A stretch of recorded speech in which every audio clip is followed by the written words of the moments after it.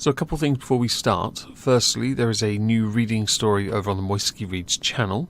Please check it out, link below. Second, new video on the Moistonia Live channel about the proroguing fallout, which is just continuing to spiral. It's all rather interesting, actually. Link to all of that in the description below. Now I want to talk about Jack Dorsey. We all know who he is. He's one of the co-founders of Twitter. He was CEO from like 2006, 2008, stepped down, came back in 2015. Yeah, what a wonderful guy he is, right? I mean, like, we all just want to follow Jack, don't we? Imagine creating a site, being the first person to tweet out from it, and still not being the most popular. Lol.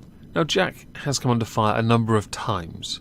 More recently, and not the one we are going to focus on yet, so something else, for admitting there is a bias on Twitter. He admitted that Twitter is very left-leaning, and there are employees, in fact, that have said they feel uncomfortable working for Twitter because of that political bias. While recognizing how toxic the political wing of Twitter is, he claims to want to protect freedom of speech, while simultaneously, and somewhat arbitrarily, reducing the number of right-wing commentators, because of course they're the real problem. Do I need to put a sarcasm sign up for that? There are some people who do breach terms of service. Yes, they should be removed. There are those who actively go out of their way to use that platform to incite hate. Now it is known, and it has been proven, when someone says something racially charged towards someone who is, let's say, black, that typically gets removed. For the most part. Political leaning of that black person, yeah, that does play a factor in this. But if you say something racially charged towards someone who is white, you're fine. We know this. It has been proven time and time again. So accepting his bias, accepting his failings, accepting he's an incredibly wealthy guy who doesn't really know how to run a platform that's slowly but surely dying into the ground, we should probably talk about what he's actually done recently. Now, it only went for 30 minutes. But it went for just long enough for people to notice and be like, Jack? You see, a group called the Chuckling Squad have confessed. They've confessed to breaching Jack Dorsey's Twitter. This profile, which has about 4 million followers, tweeted out a bunch of very tasty, spicy, edgy comments that have been deemed highly offensive and racist for approximately 15 minutes. Now, Twitter has said that its own systems were not compromised, so users of the site should not immediately jump on this and say, but my profile, my Twitter, who cares, no one does. I literally only use it to post links to videos. It really is a dying platform. I go there occasionally to laugh at some of the comments others will say, to watch some spurg out, because it is amusing. And then there are those that post cute little dog videos or kitten videos, and I'm all over them. Mostly, though, I see Twitter users complain. So if I ever do post something that's not video related, chances are it's either something interesting I'm doing or me saying I like toast, which someone then will inevitably, DM Lamont, I'm looking at you, reference how this is somehow some politically charged comment. Or I like my toast to be brown, okay? Deal with it. Twitter have confirmed that it was the phone number associated with the account that was compromised due to a security oversight by the mobile provider or cell provider. This has allowed an unauthorized person to compose and send tweets via text message from that phone number, with the issue since being resolved. This is quite an interesting issue though when you think about it, because by abusing one tiny little flaw, they managed to put these tweets out or retweet these tweets, which is brilliant. The technique of what I have just described is called SIM swapping. It's a very simple hacking technique. I mean, this is basic bish level. Now, this is a technique where an existing phone number is transferred to a new SIM card, usually after the hackers trick or bribe customer support at the mobile provider. Now, trick is more than likely what happened here. And by taking control of the number, the attackers or hackers are able to post tweets via the text message directly onto Jack Dorsey's Twitter. I should say though, based on how many people we've seen lose their Twitter accounts over the smallest of things, I think Jack Dorsey should as well. I mean, I know he was hacked and I'm sure you believe him, but can you really trust him? Really? Surely you would want to impose your laws, your terms of service, fairly. And I'm sure he'll get a VPN and just make a new one, which is against your service, I believe. And yet I see lots of people get away with it. I'm not outing them, by the way, because I like seeing them still on Twitter. Suit, stop starting fights. K, stop starting fights. And Cog, as you were. It's actually quite funny watching you do it. Some of you might be asking, how is it that this managed to happen in the first place? This seems like a really basic thing that people can do. And that is because, back when Twitter was first started, in the early days, it was built around texting in updates, which is why there was a character limit in the first place. Twitter kept the method because of its use in developing countries with higher data costs, so as to offset it, which I think is quite clever to help other places. Of course, if they're just unilaterally introducing an update for everyone that then reduces that or removes it, there might be an issue for developing nations. One can hope they keep lesser versions in those countries while simultaneously finding a way to protect those accounts. Although I will say, as someone that just uses it obviously as the Omegon thing, brand thing, doodah, for me it's more of a case of there is nothing personal on it, so I don't really care. I think the issue really arises for those where it is a thing, where you've got your full name, your full phone number and email address and so on. For a platform that's dying, it's remarkable how much data you can steal from it and how much people are willing to steal that data. I guess it's not that surprising. So what did the hackers post? I showed you on the screen earlier what it was they posted. Some were posted directly by Jack, and others retweeted from other accounts, which used language I can't repeat, and comments that are considered anti-Semitic when referencing the Holocaust, with one post suggesting that there was a bomb at the social media company's headquarters. Now, that has been since debunked by Twitter themselves.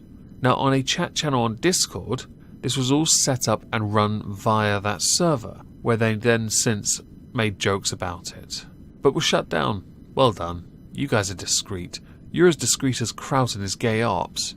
Now, the Chuckling Squad has taken credit for this.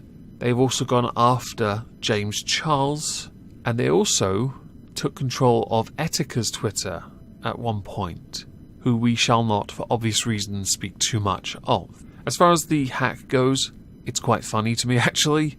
I think Twitter should suspend Jack for a day, which would be quite amusing, I think. Maybe he'll go and get himself a Telegram account.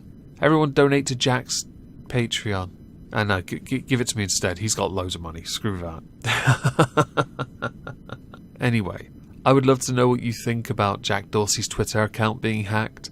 Whether you think he should face some kind of punishment as is appropriate, or whether you believe the excuse that he was hacked, and I say excuse because I'm feeling skeptical, should be considered good enough. To finish, I'm going to play something after the outro of this video. I'm going to play it because it amuses me to no great end, to the point where I couldn't believe they actually had the balls to do this. Well done, Adam. Well played. It is a reference to something from my Discord server and from a stream I did on Twitch last night. Link to my Twitch down below. Please consider following. I'm trying to hit 500 followers before the end of the year. I'd appreciate it. So after the outro, if you want to stick around for it, by all means do. If you don't, I understand. But my friend Adam's going to be reading Billy Coates' Gruff. And you didn't think I'd do that, did you? Joke's on you, Adam. Immortality.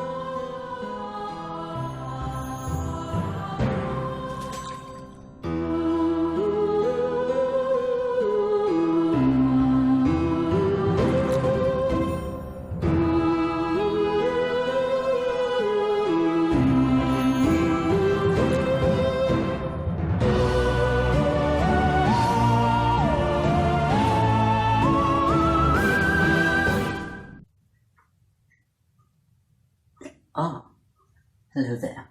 I didn't see you. Please, have a seat. Caught me when I was just about to read one of my favourite books. Free Billy Goats Gruff. It's a fantastic tale about a family of goats who go out on a quest for girth. Sit back and relax. Once upon a time, there lived a family of goats. 3 of them, in fact. The smallest being known as Twinkie Gruff, the brother being known as Oni Gruff, and the barber being known as Daddy Gruff. And they set out on a journey to become the biggest boys around. To do that, they wished to travel all the way to the mountains, where only the freshest and thickest of grass grew. Twinkie, being the most excited about it, decided to set off first, then followed by Oni, and then Daddy.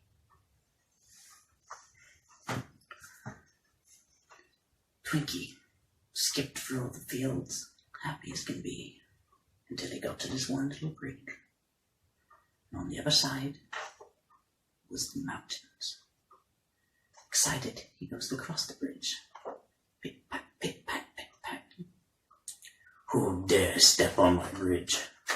A voice came from under the bridge. A troll appeared, startled little Twinkie.